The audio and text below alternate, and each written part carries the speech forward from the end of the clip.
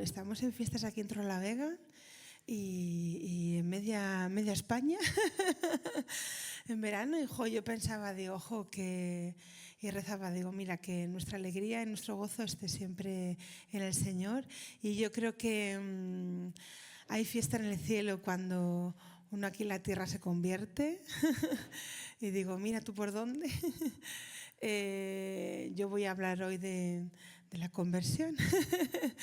Y también creo que hay fiesta en el cielo cuando hay gente aquí alabando al Señor, reconociéndole como su Dios y Señor. Así que bienvenidos a la fiesta. Pues, a ver, ¿por qué voy a hablar hoy de la conversión?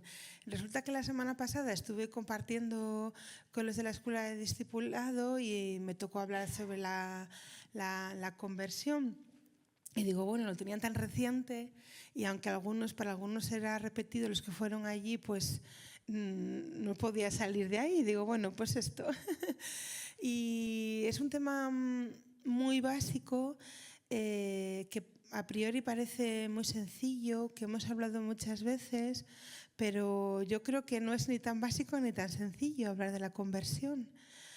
Pues porque somos muchas las personas que nos hemos convertido o que tenemos un proceso de conversión, que tenemos una historia con Dios y cada una es diferente, con muchos matices y con muchas peculiaridades, ¿no? Entonces, yo os voy a compartir pues 4 ideas que yo tengo, ¿no? Para empezar, ¿qué entiendo yo por conversión? Para mí es muy amplio, pero creo que lo puedo resumir para mí la conversión es pensar en cómo yo vivía antes sin Dios y cómo vivo ahora con Dios, ¿no? Es distinguir mi vida en ese momento en el que vivía sin Dios y después de Dios, ¿no? Y para mí es ese el punto de partida. Es el punto de partida donde yo reconozco a Dios en mi vida, acepto su perdón y su amor y decido seguirle, decido vivir su vida en Él y con Él. Me gusta pensar y decir que es un camino de conversión, que tiene un punto de salida que yo recuerdo perfectamente, pero que yo no sé si algún día acabará, ¿no? Yo a veces pienso que cuando llegue ya a estar con el Señor, ¿no? Entonces, algunas ideas que yo quería transmitiros hoy. Me surgía una pregunta, ¿no? ¿Se puede ser creyente pero no estar convertido? ¿Se puede ir a la iglesia y no estar convertido? ¿Se puede venir aquí a la asamblea y no estar convertido? Y pues yo igual digo una herejía, pero yo pienso que sí. Yo pienso que puede darse, ¿no? Porque mirad, yo pensaba en Saulo antes de ser Pablo, que él era creyente, él creía en Dios, además en el mismo Dios que creemos nosotros, ¿no? Él tenía celo por las cosas de Dios.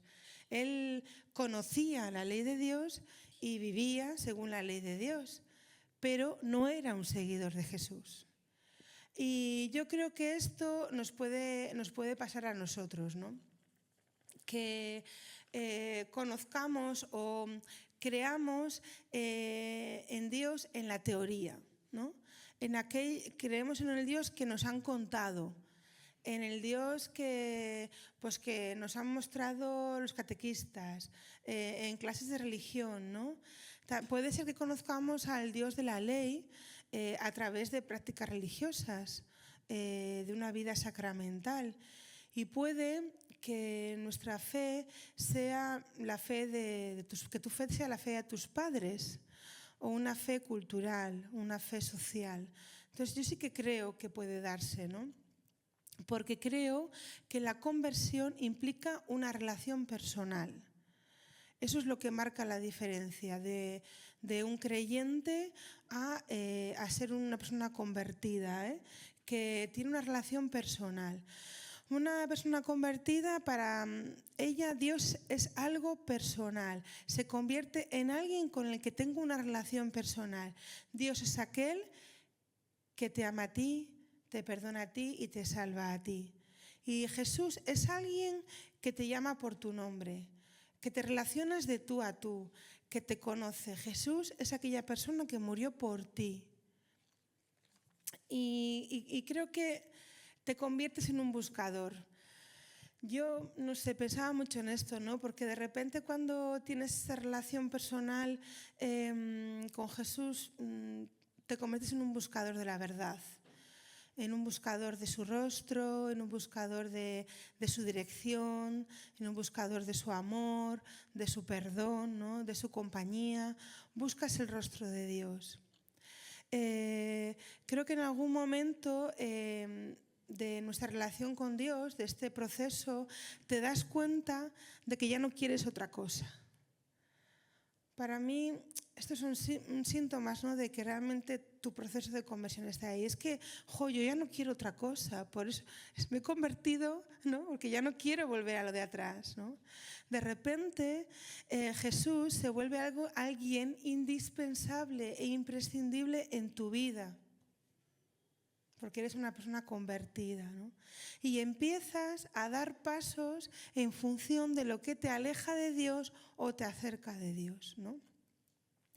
Ya no es solo el Dios de tus padres, ya no es solo el Dios de la ley o el Dios de los sacramentos. Tiene que ver contigo, es tuyo, tu relación con Dios, es tu Jesús. Pero vamos a ver, ¿cómo? Claro, yo entiendo que hay gente que pueda estar escuchando y decir, vamos a ver, pero ¿cómo se pasa, ¿no?, de un lado a otro? ¿Cómo se pasa de no estar convertido a estar convertido?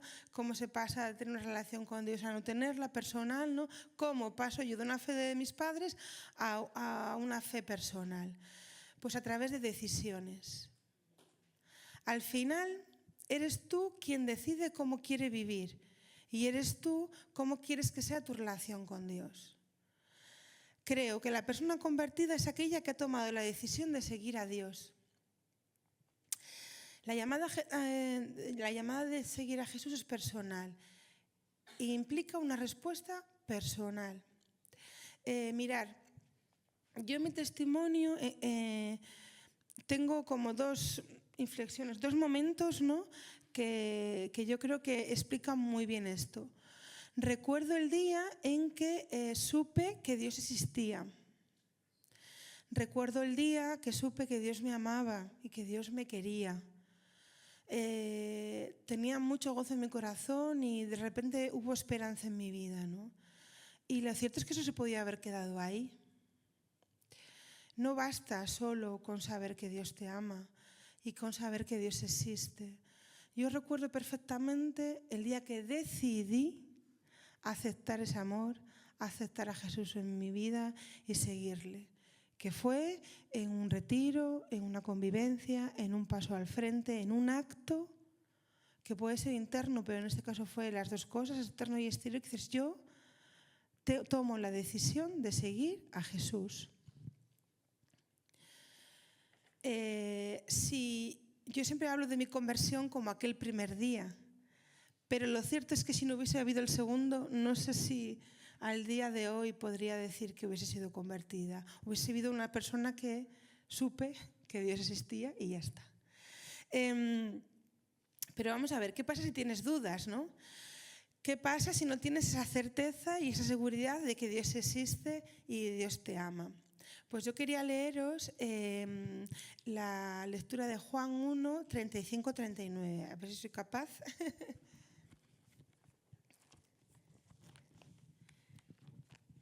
Tengo Biblias más pequeñas, pero es que me gusta esta, que es...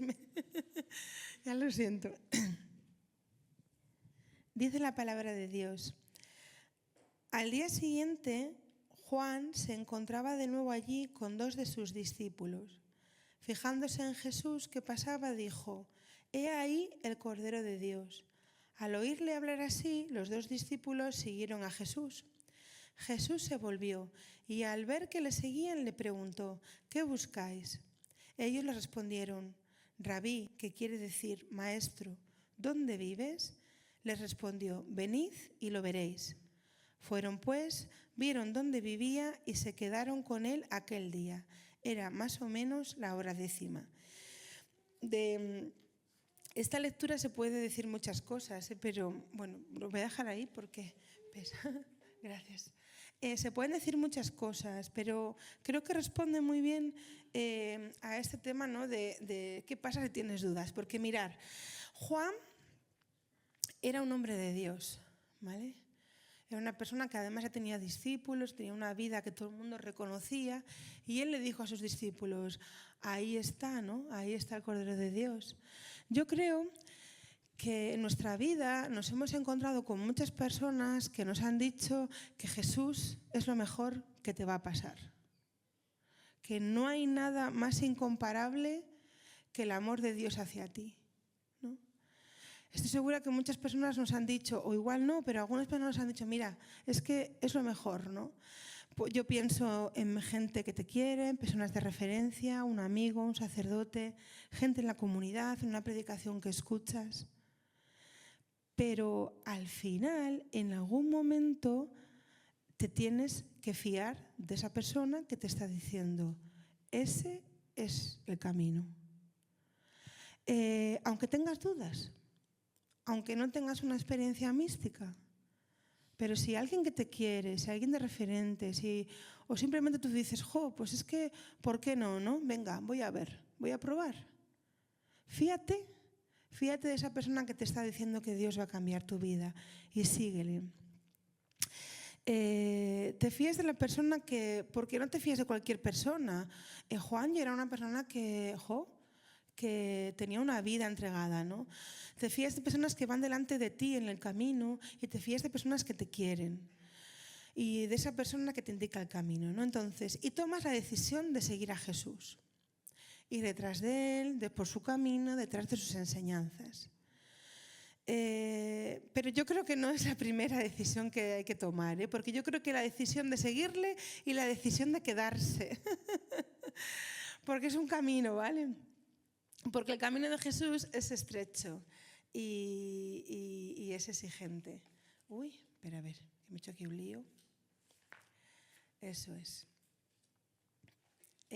No sé si lo he dicho ya. Perdón, que me he puesto un poco nerviosa. En la lectura vemos claramente cómo los discípulos fueron, vieron y se quedaron. Las palabras de Jesús son buena noticia para nuestra vida. Entonces nosotros podemos llegar, seguir ese camino, conocer a Jesús y hay que decidir también quedarse, porque nos podemos encontrar que el camino de Jesús, a pesar de que es salvación para nuestra vida, también es exigente y es un camino largo que implica muchas cosas y a veces no estamos dispuestos a pasar por ciertas cosas y no nos quedamos. Entonces es ir, ver y quedarte. Me gusta también porque ellos decidieron, se quedaron con él aquel día. Me gusta. ¿Por qué me gusta esta parte de que se quedaron con él aquel día? Porque la conversión es un camino de día a día. Y me gusta que no dije no se quedaron con él para siempre, se quedaron. No. Me gusta porque la conversión es un camino de día a día. El sí de seguir a Jesús, de aceptar su amor y de su misericordia, es un sí que hay que dar día tras día. Porque la conversión es un proceso, es un camino que vas haciendo día a día. ¿Qué pasa? En el día a día hay muchas complicaciones, ¿verdad? Pero recordar que aquel al que habéis decidido seguir y con el que habéis decidido quedaros está a vuestro lado. ¿Vale? Él viene en nuestra ayuda siempre, Él está caminando contigo siempre, no te va a dar más cargas de las que puedas sostener, va a respetar tus tiempos, va a respetar tu dolor, va a respetar tu proceso. Y sobre todo es que caminando con Jesús, tomando la decisión de caminar en su camino y tras de Él, la misericordia de Él nunca se va a apartar de ti. Nunca, nunca. Y vas a contar siempre con su misericordia. Mirar, yo en todo este proceso, en esta idea de que hay que seguir día a día y que el Señor respeta tus tiempos, yo a medida que me he ido acercando más a Dios, Él ha ido dando más luz a aquellos aspectos de mi vida que estaban siendo una carga para mí, para seguir ese camino, ¿no? Y esto es muy importante. A medida que te vas acercando a Él, Él te va mostrando. Porque, claro, yo escuchaba en el Evangelio que había que perdonar 70 veces 7 y yo no quería echarme atrás, yo quería seguir, pero claro, yo estaba escuchando eso y en su momento dado el Señor me dio la luz de perdonar a una persona que me había hecho muchísimo daño, me dio la fuerza y me dio la sanación sobre ese aspecto. Y eso hizo que pudiera seguir caminando a su lado.